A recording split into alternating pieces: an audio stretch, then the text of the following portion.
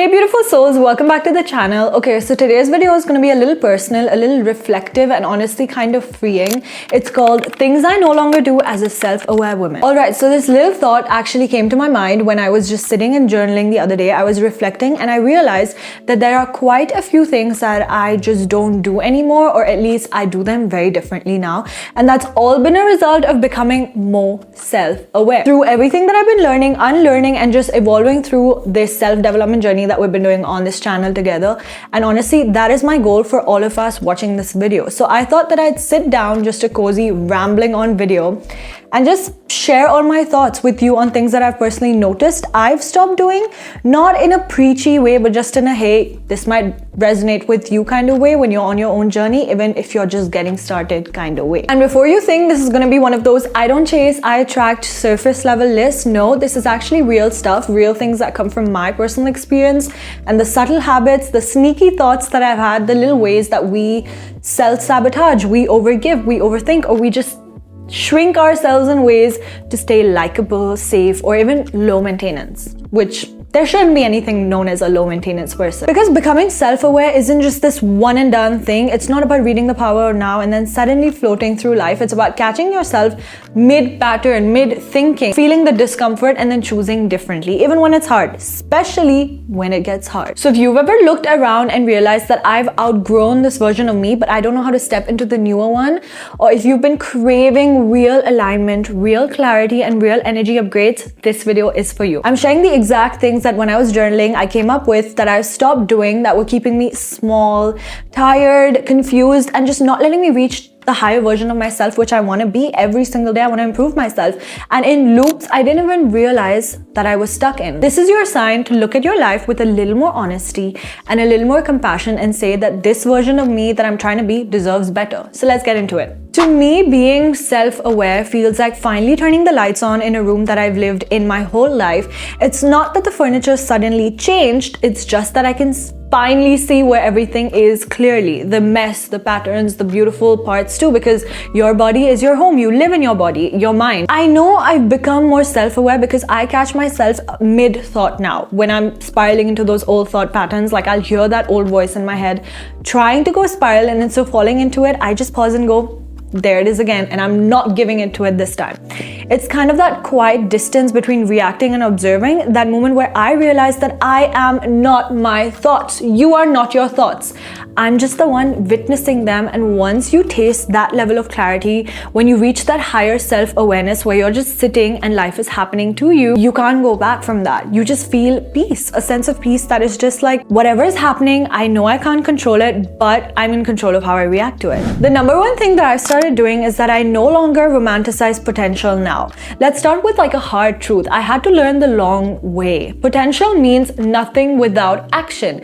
And yet for the longest time, I lived in this rose-colored fantasy land where potential felt like a reason to stay. I would hold on to people's situations, even dreams, not because they were good for me in the present, but because of who or what they could become someday. The what if used to have me in a chokehold. Like I'd see someone who was kind sometimes, who had ambition in theory, or who treated me right when it was convenient for them, and I'd create this entire version of them in my head, which we all do.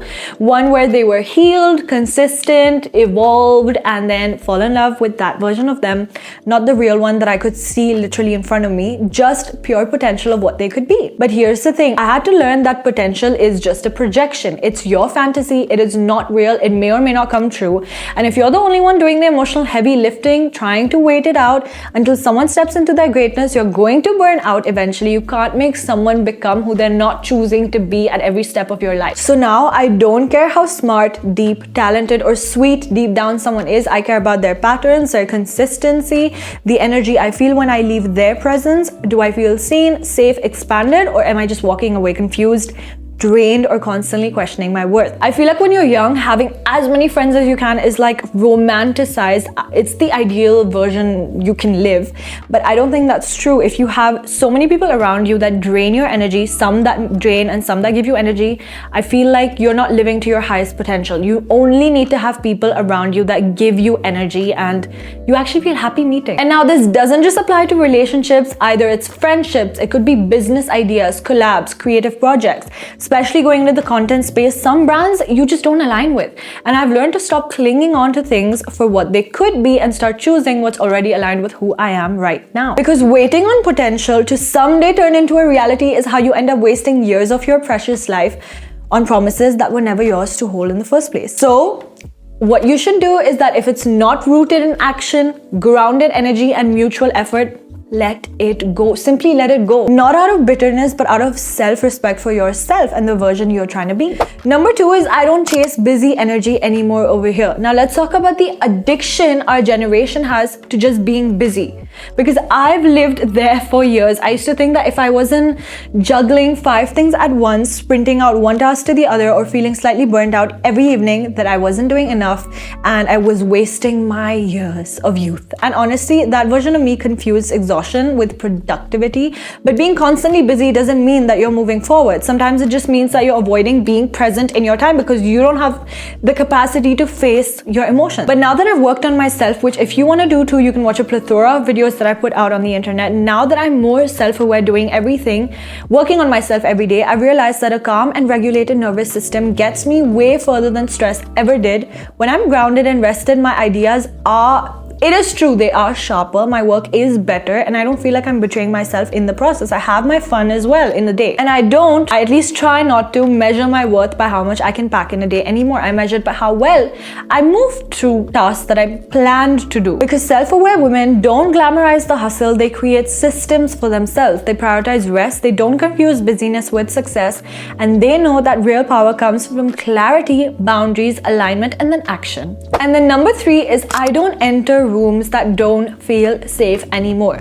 And this one, it's deeper because self-awareness is not just a mindset, it's all about body awareness. It's learning to actually listen to your nervous system when it whispers that I don't like the energy in this room, there's a lot of negativity here, or this doesn't feel good, and that whisper is your reason enough to walk away.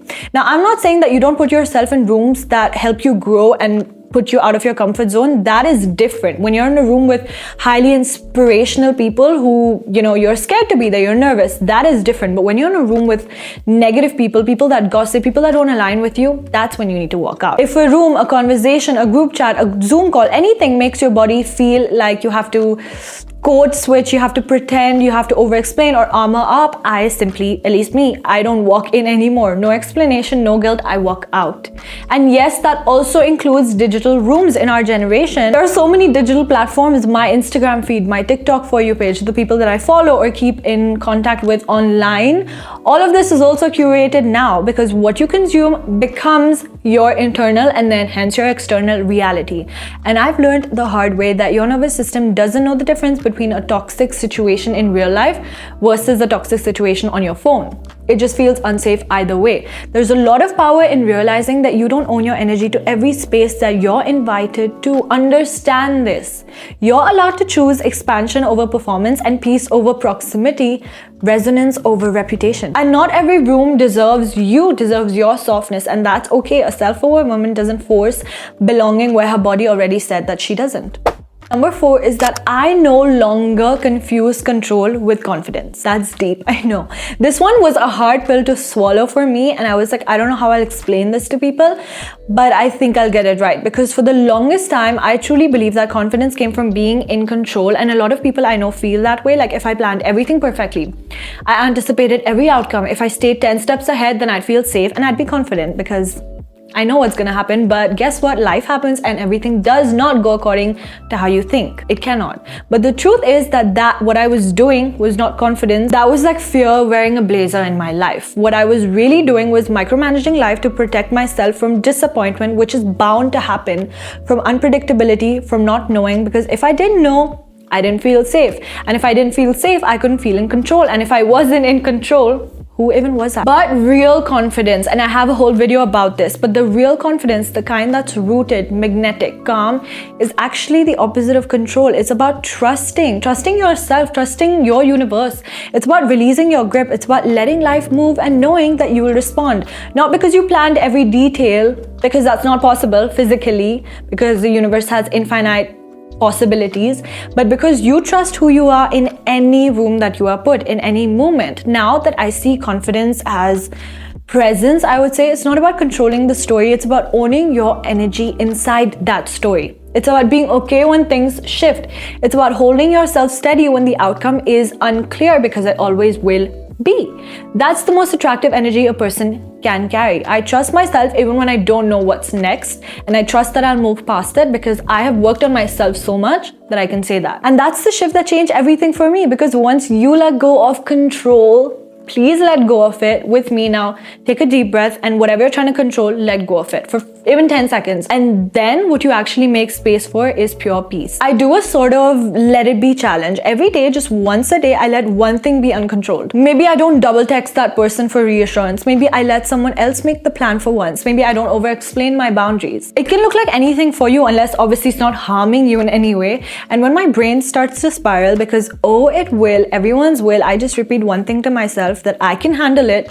Whatever happens, I've handled it before, I can handle it now. Because that's the truth.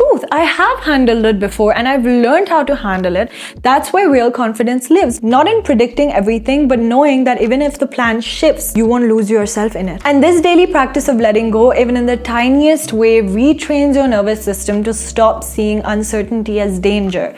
Please start to do this. No matter what age you are at, it will help you in life. And that's how trust builds. That's how you start trusting yourself, quietly, subtly, and powerfully, until one day you don't need to control everything anymore, because you trust who you are no matter what. It becomes a part of your identity. I could honestly go on and on, because once you start becoming self-aware, everything shifts. Your standards rise, but not from an ego place, but from alignment.